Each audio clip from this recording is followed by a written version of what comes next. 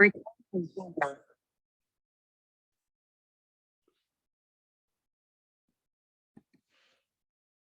right, good morning again. So this morning, I want to talk about the opening lines of the fascicle by Dōgen called Gyoji.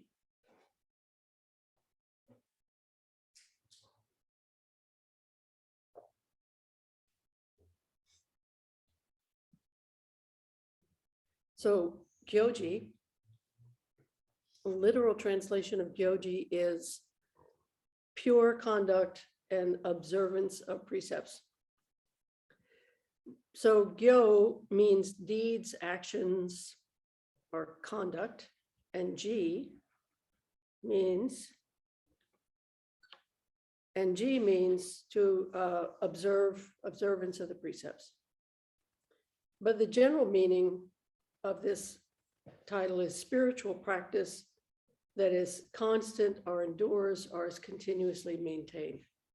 So that's why in general, this is usually translated as continuous practice, activity unremitting, sustained practice, rather than translating it as upholding the precepts. But that's I'll try to make the connection here for you today. So here are the opening lines that I'm going to start out talking about. In the great way of the Buddhas and ancestors, there is always unsurpassed sustained practice. The way circling round without being cut off brings forth the mind of Bodhi practice, Bodhi, and Nirvana. What it means is the mind of bodhicitta, the aspiration for practice, the mind of realization, and Nirvana. And then the rest of the sentence is, without the slightest interval, sustained practice is the way circling around. All right, so let's take a look at this paragraph here. The first line, in the great way of the Buddhas and ancestors, there is always unsurpassed sustained practice, the way circling around without being cut off. So the great way of the Buddhas is the practice realization of the Buddhas, the Bodhisattvas, the ancestors, and those who practice the way of Buddha, us, right? This is the great way. So it's the conduct of a Buddha who is aware of and responding to the totality of what's happening around them. So not just getting caught in our little bubble of the self. And then, as Dōgen says elsewhere, this he characterizes and calls the dignified activity of a Buddha. So sitting zazen is a dignified activity of a Buddha. Driving your car in a way that takes into account the totality of the situation is a dignified activity of a Buddha. So it includes formal practice as well as informal practice. So it is the practice that we all aspire to as Buddhist practitioners. So Gyōji, or the unsurpassed sustained practice, is the practice of the precepts before they are codified into a list. So this is this practice that is based on reality's interconnected functioning. So it's the essential motivation. Precepts are the essential motivation of wanting to support the world's functioning. Or you could say that precepts are the action of sustaining the world's altruistic isness. So later on in Gyōji, Dōgen said, owing to this sustained practice, there are the sun, the moon, the stars. Owing to sustained practice, there are the whole earth and empty space. Owing to sustained practice, there is body and mind. Owing to sustained practice, there are the four elements, which are earth, water, fire, and wind, and the five aggregates, which is form, sensation, cognition, formation, and consciousness that we chant in the Heart Sutra, which usually refers to person, but it can also be applied to other beings as well. So he's saying, because of this sustained practice of the totality of the moon, the sun, the stars, the whole earth, the empty space, body and mind, earth, water, fire, wind, and persons or beings, this whole thing that we call reality, this whole earth's functioning is because of the activity of everything that we can name and cannot name, sustaining the way. So for Dōgen, to sustain the way includes the totality of the universe's function. That's practice for Dōgen. That's sustaining the great way of the Buddhist ancestors. So Gyōji speaks of Dōgen's altruistic teaching about the world's process as a foundational teaching, basically saying that if the world were not an altruistic ecosystem of codependent events, we and all beings could not be sustained. We could not live. We would have no food to eat. We would have no air to breathe. We would have no earth to walk upon. Other beings would be without sustenance as well. So the system is based upon birth and death and transformation of life forms and processes that go on endlessly, this circle that Dōgen's talking about. This impermanence manifesting, it's a gift. It is what sustains and transforms all of this system called our world, both animate and inanimate. So it is the mandala of interbeing and of support. And this is the basis of what we call, this is what we call Buddha nature. This is what we call suchness. So Buddha nature is this natural state in which the interconnection and circle of support is the basis of life itself. We are Buddha nature, and all beings are Buddha nature. So when we respond from a place of knowing the truth of this mandala of altruistic support, we are responding through and as our Buddha nature. We are enacting the precepts. And in our school, in our understanding in Buddhism, there is a distinction between being Buddha nature and manifesting Buddha nature. So just because we are Buddha nature and all things are Buddha nature does not mean that we necessarily, as human beings, are manifesting the truth of this. So not acting in accord with what is our Buddha nature is delusion. And delusion can come in varying degrees, as we know. I would say those varying degrees have to do with how much harm our delusion creates for self and others. So our essential nature is that of a Buddha, but that does not mean that we always act from that place.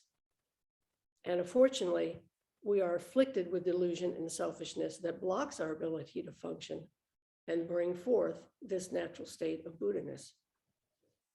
So here in this text in Gyōji, Dōgen's teaching is about seeing and grounding ourselves in what he calls the great way of unsurpassed sustained practice, the great way of unsurpassed sustained practice, which is the one great precept. That is the one great precept. It is the bloodline of the Buddhas and ancestors, which motivates us to want to manifest Buddha nature, our Buddha nature, through what he's calling this unsurpassed sustained practice.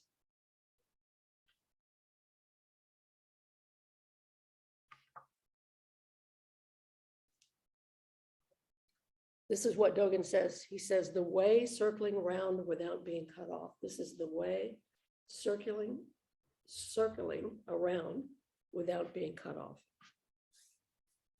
So you might question in the midst of this, talking about this altruistic isness of reality and suchness functioning.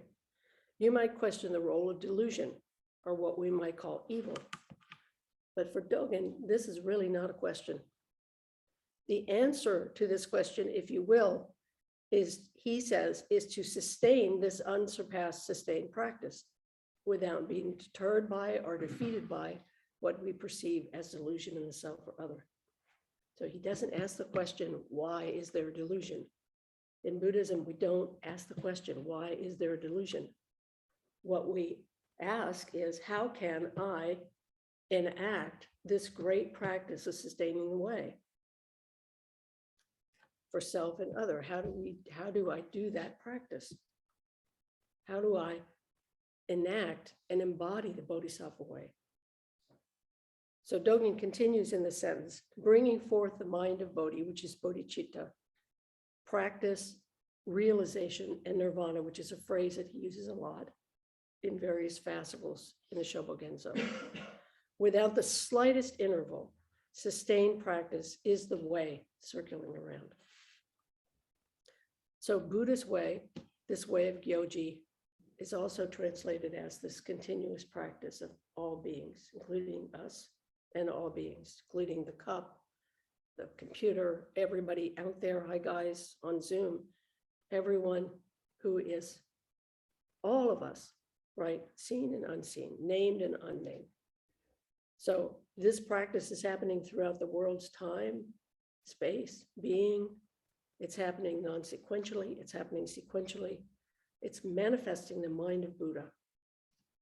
So our Buddha nature will continuously be manifest as Bodhi mind, which is the desire for realization. Practice, which is enacting this Bodhi mind. Realization, which is manifesting the Buddha mind or Buddha nature. Remember, in Soto Zen, we say practice realization. Those are one idea, one thought, one word, practice realization. So it's not, we practice because that is the natural expression of our understanding. Not because we want to get somewhere, not because we want to get realization. But when we do this practice, what comes forward is realization.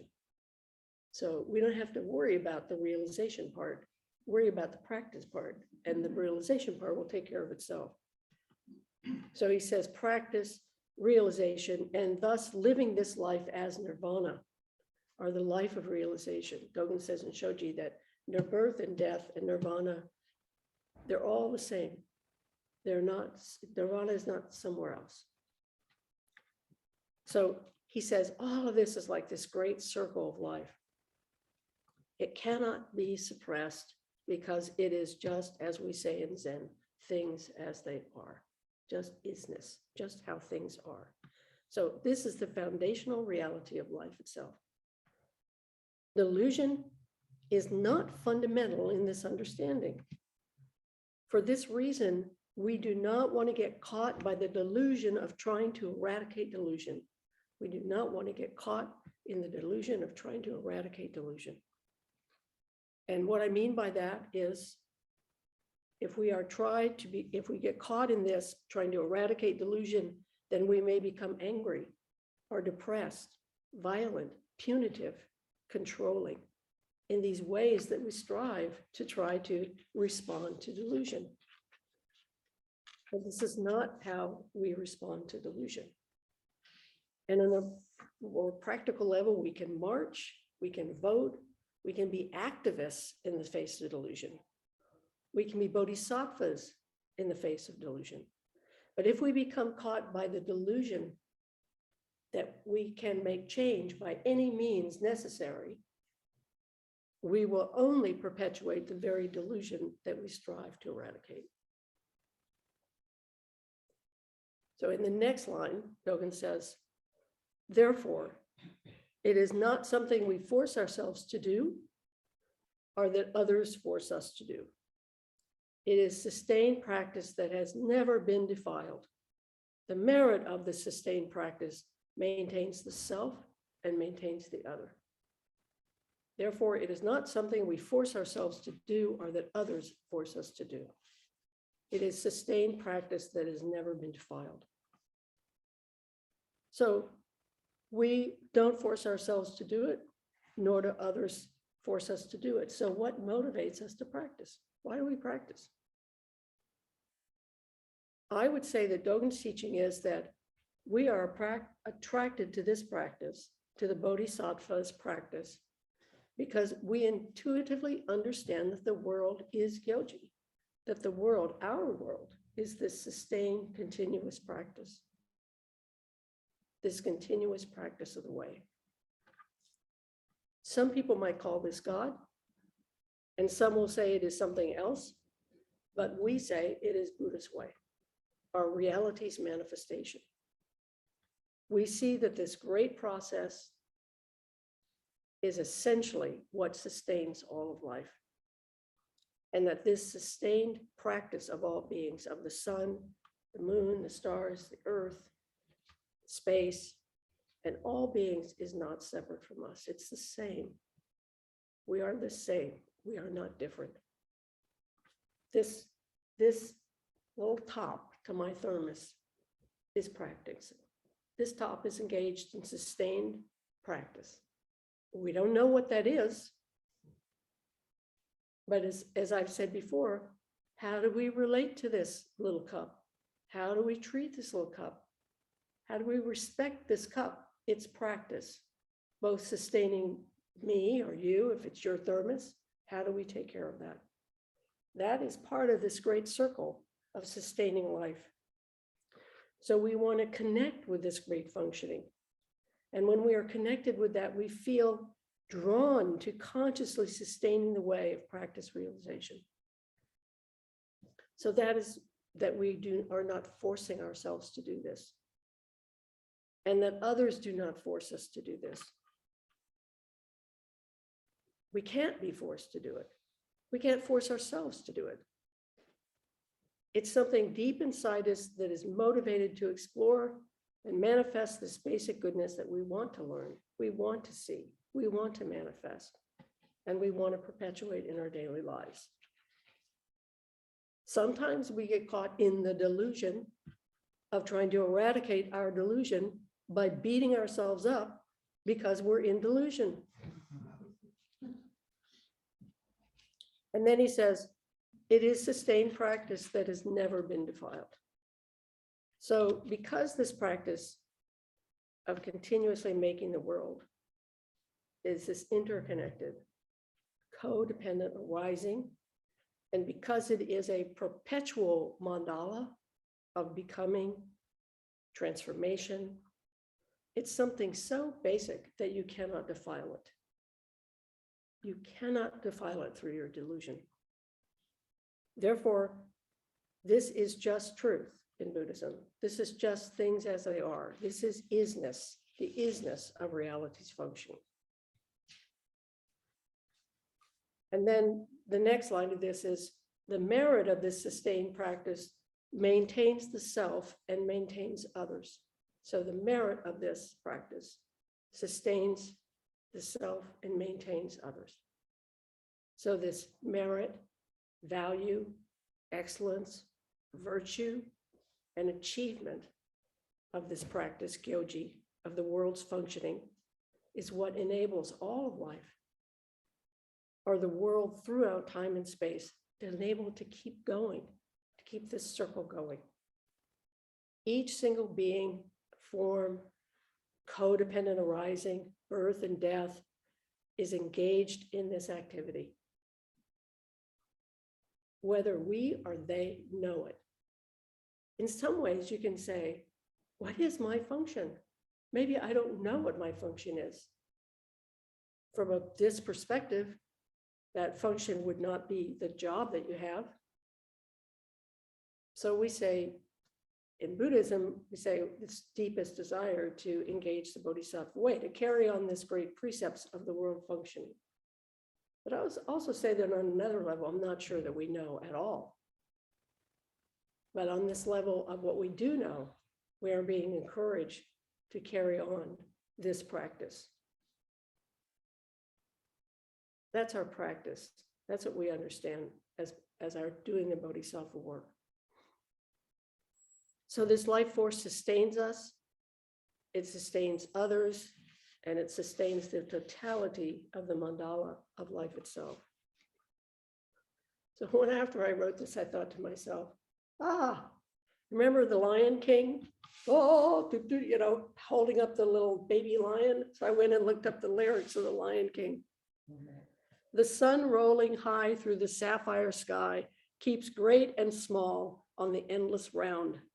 It's the circle of life, and it moves us all through despair and hope, through faith and love, till we find our place on the path unwinding in the circle of life.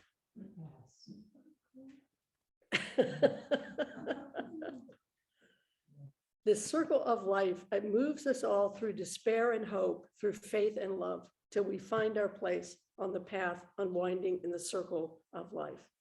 I think this exactly describes our practice. So Dōgen talks about this as continuous practice. It is the sustaining principle of life. So if we keep returning to this circle of life, we will find the merit. We will find what sustains us to continue in the face of our difficulties, in the face of our delusion and others' delusion. We're going to see the small things that are not defiled by delusion. And we encounter ourselves and others in the world. So Bodhisattva practice involves sitting in the middle of this crazy, suffering world. I don't think we're ever going to get rid of it. It was here before us. It will be here after us. So can we sit in the middle of this fire, as Dōgen says in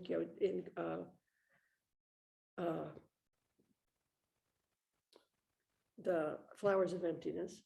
He says, it is like sitting in the middle of the blue lotus. This is where the Bodhisattva practice becomes what it is. This is the function of the Bodhisattva practice. So sitting in the middle of this despair and hope through faith and love. I love that line in the song, it's great. Dōgen put it this way: the time and place that the blue lotus flowers open and spread are in the midst of fire in the time of fire. So that's how Dōgen says this. The time and place that the blue lotus flowers open and spread are in the middle of fire in the time of fire. And that's in his fascicle Kuge, Flowers and Emptiness. So he's saying, and that's why we have Bodhisattva practice. We have it in response to suffering. If there were no suffering, there'd be no issue, no need for us to engage in this practice. So this blue lotus is the Bodhisattva's awakening. It is dependent upon the fire of samsara to open. So unfortunately, samsara, or suffering, just is. In Buddhism, we do not have a reason for samsara. It is just the world that the Buddha and ourselves inhabit. Superseding that is the truth of Gyōji. Continuous practice sustains the world. Through both delusion and realization, there is Gyōji. Beyond both delusion and realization, there is Gyōji. The undefiled, unsurpassed, sustained practice of the Buddha way. So our practice, I think our practice, is to continue to do our best to manifest this mind of Buddha, this mind of continuous practice.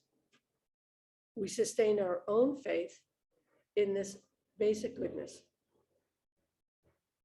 through Sangha practice, through studying the teachings.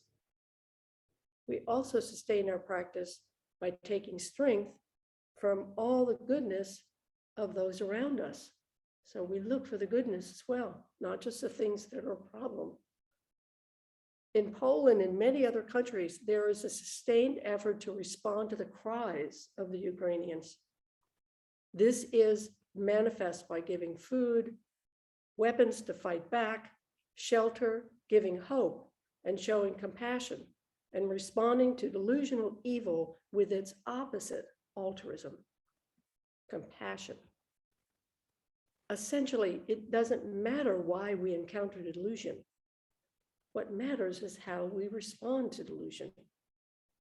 Dogen's response is to believe in and inspire us by teaching us that there is this vision of the world. There is this basic model of the world's functioning. And this model is fundamentally about supporting and sustaining the whole of the world's continuous manifestation. And that activity is the activity of everything you can name and what you cannot name. It is the activity of putting it all together through each being's being, birth and death, making and sustaining the world. It is rising above delusional greed, hate, ignorance, and persevering in the middle of this fire. That is sustained practice. That embodies the precepts of the Bodhisattva practice, of desiring to bring forth this vision rather than some darker vision of the world as fundamentally defiled. So we do not want to get caught in this darker vision of the world as being fundamentally defiled. So in the great way of the Buddhas and ancestors, there is this altruistic teaching of the world functioning as the great way,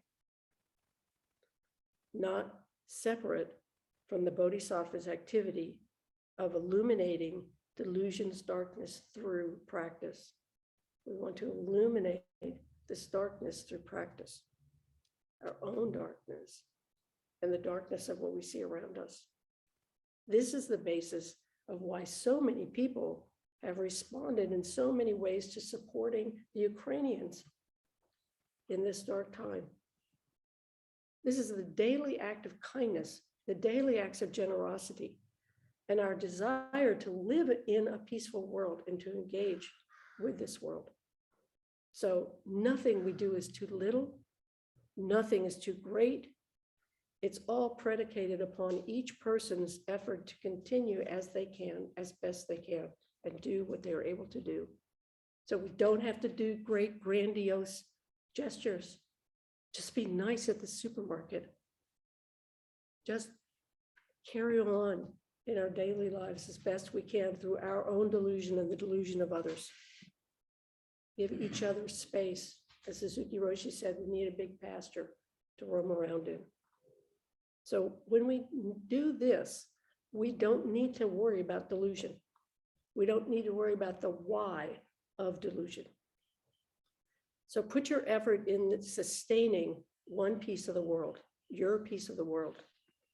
And by picking up that one corner, we will be part of this circling round and we will not be cut off. So I would say that is what Dōgen is offering us. Thank you very much.